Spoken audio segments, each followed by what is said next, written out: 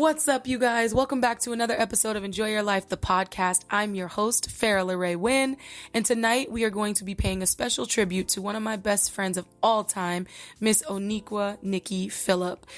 She passed away in August of 2016, and she came into my life and just left an amazing impact on it. And I want to share with you guys the type of person that she was. Originally, we were going to talk about how to be a good friend with one of my best friends, Tiana. But unfortunately, she's not being such a good friend right now because she flaked on my podcast.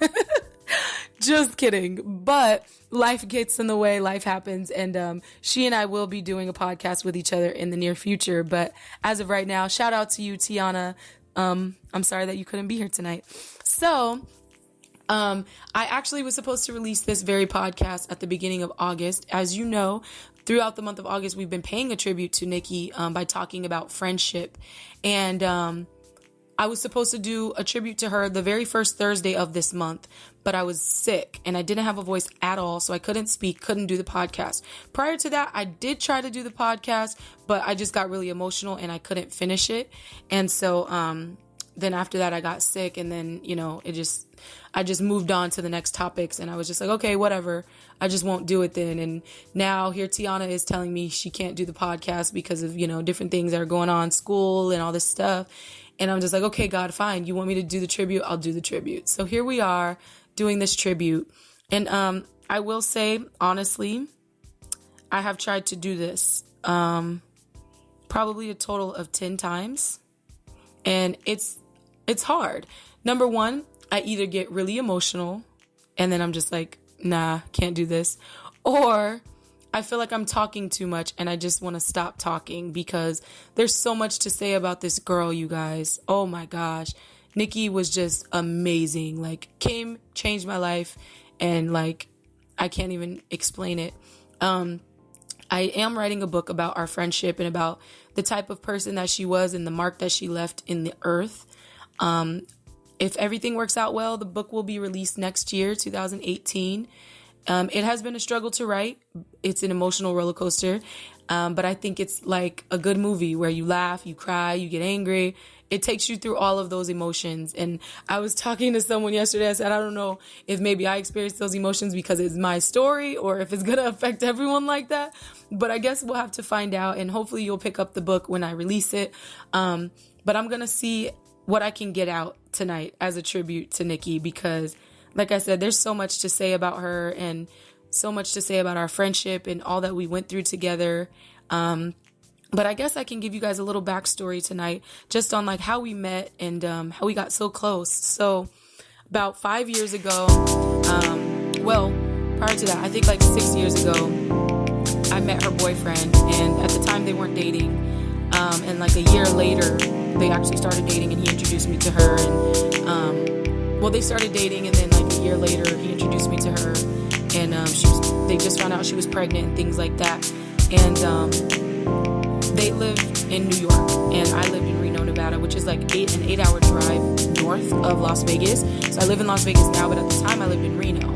And I actually met her on Uvu because her boyfriend Uvu'd me one day and he's like, hey, I'm going to be a father. And I was like, yeah, right.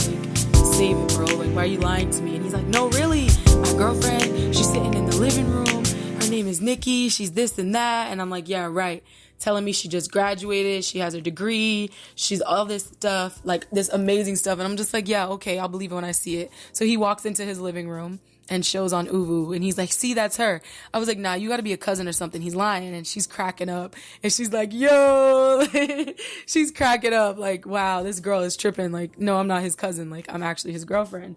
And I was like, you got to be out of your mind. Who would be with him, and that's the relationship he and I have. We make fun of each other and things like that. So I was like, who would be with him?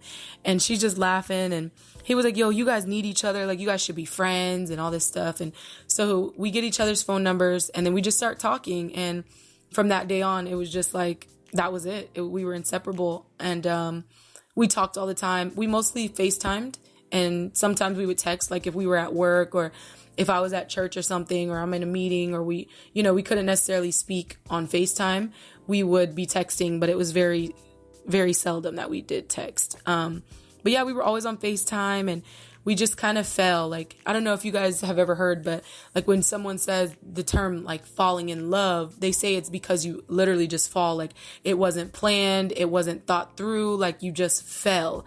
And that's how I felt it was with us. Like, we just fell. Like, we didn't plan to be such close friends. We didn't plan to become somewhat sisters. We didn't plan any of that. We just went from one day to the next and just talked and just enjoyed ourselves with each other. Like, she would tell me things, I would tell her things. We would advise each other.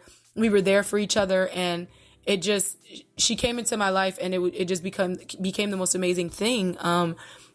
And I'm sorry if I'm talking really fast, but like I said, there's so much to cover. You just have to get the book, because I'm literally going to try and just dump everything into the book, because there's not enough time in the day for me to sit here and tell you guys every little part of, number one, the type of person she was, and number two, the friendship that we had. Like, there's not enough time. Like, you need to sit down and take your time and really like get a hold of it. So, it'll be in the book. But, yeah, she just came into my life and made it beautiful.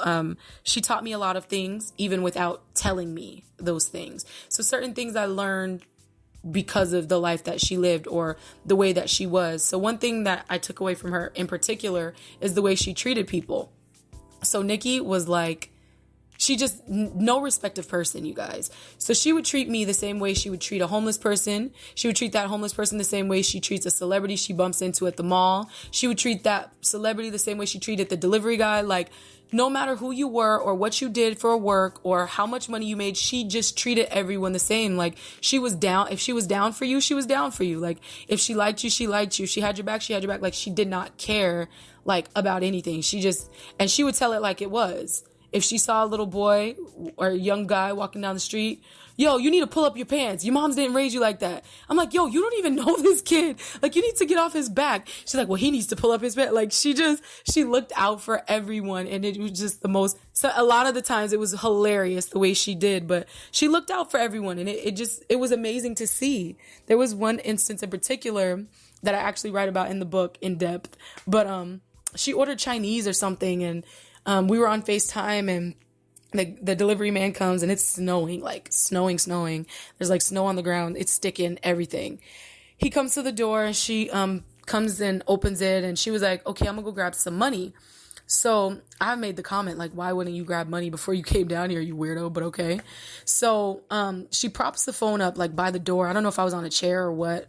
She props the phone up and says, I'm gonna leave you here in case something happens, you could scream. So I'm thinking, what am I going to do? If I scream, the man can hang up the phone, invade your house, take your stuff. Like, what am I going to do? So I'm laughing. I'm like, okay. I was like, sorry, she's a little crazy, whatever. So he's laughing. He's standing there in the doorway. And she comes back and she grabs the man by his arm and pulls him in the house and says, why are you standing out there? It's cold. You're going to get sick. And I'm dying laughing because I'm like, how are you going to get upset with this man? You didn't really invite him in your house. You left him in the doorway. That's the place that you left him. Out of respect for your house, the man's going to stay there. He's just the delivery guy. And so I was like, bro, I'm sorry. Like, she's a little out of her mind. I was like, what did you want him to do? Just walk in your house? And she was like, oh, yeah. And we all started cracking up. We had a good laugh after that. But I'm just like, really?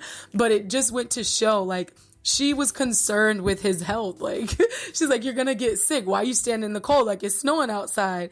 And she's like, just get in here. And so a lot of, like, she would do things like that. That just showed me, like, her love for people was so deep and sincere. Sometimes she wouldn't even think twice. Like, she would just look out for people. And I loved that. And it taught me how to be that way. Like, just look out for people and have people's back. And even if people don't like you, even if people don't have your back, like, you can still, like, care for people. And not to say that I didn't before, but she just showed me, like, in a whole nother light. And so, like, just the way that she lived, the type of mother that she was, you guys, she loved her son. She would often refer to him as the realest one on her team. I'm like, yo, he can't even talk. He can't even have your back. He don't even like you.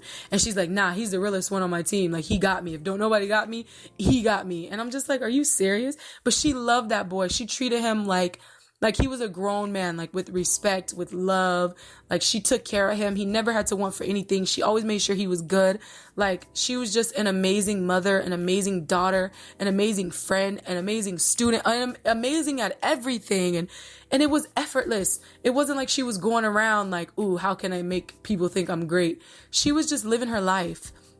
She always looked to better herself, she was always sending me pictures like, oh, we need to try this diet. Oh, we need to do this weight loss plan. Oh, here's a challenge. Here's our goal. Like, you know, cause we would always do things like that together. Like, okay, we're going to go 7 days without this, and this, like bread and the different things or whatever, and sugar, candies, like sweet stuff like that. Like, we would do little challenges or, you know, start workout plans. And even though we're on two opposite sides of the country, she was one of the best friends I had. Like, I didn't understand it. She didn't understand it, but we didn't question it. We just went with it. And I love it. I miss her. I miss talking to her. I miss hearing her creepy little laugh. I miss her advice. I miss the way she looked at life. She was a planner. She always planned everything. She's like, okay, so for my birthday, we're going to go here. I need to save this much money by this time, and we can book this. And I'm just like, yo, chill out. Like, her birthday's in January. It would be like May. And she's like, okay, here's what we got to do.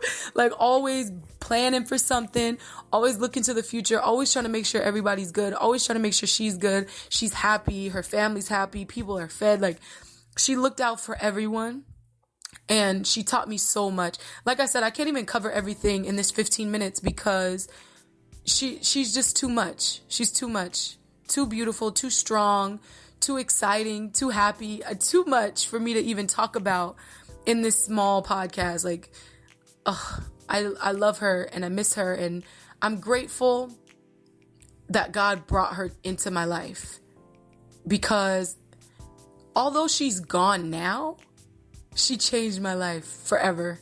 I'll never forget her. I'll never forget the things that she taught me. I'll never forget the way that she had my back. And y'all, she had my back. Do you hear me? You'll find out. Like I said, get the book, because there's a lot of backstory to some things you guys need to understand. So you need to check that out. 2018, it's coming. But this was a tribute. I hope I did it justice. I don't even know. At this point, I don't even care, because I'm trying not to get emotional like that. But this one was for my sweetheart, my best friend, my boo, my sister, Oniqua Nikki Phillip. And I also would like to dedicate this to her mother, Miss Novella, my love. I love you so much. You did an amazing job. Thank you for raising such a strong, confident, amazing woman who not only touched my life, but she touched the lives of the people connected to her and the people connected to those people. Like, she literally impacted thousands of lives, if not millions. There's people who never even knew her, but found out about her story after she passed away, and like researched her and like tried to get as much info on her as they could, and found out like what type of person she was. Like, people who never met her, myself included, who like, she changed their life, mommy. And thank you so much for just letting her be herself. Thank you for letting her live her life to the fullest. Thank you for never holding her back and just letting her be all that God wanted her to be. Because yes, she's gone, which doesn't even sound right or feel real, but her legacy is going to live on forever, because like, she was that powerful. Like, her spirit was strong, and it's going to live on through all of us. Definitely. So I love you, and I love my baby. I love the family. I love everyone, and I will definitely be seeing all of you soon. Thank you for tuning in to another episode of Enjoy Your Life, the podcast. Tune in next week. We're going to be talking about salvation, okay? So young Christians, you need to tune into this. We have a lot of amazing guests and a lot of awesome topics. But this concludes the month of friendship for Enjoy Your Life. And Nikki, this one was for you. I love you, and God loves you. God bless. That's the show.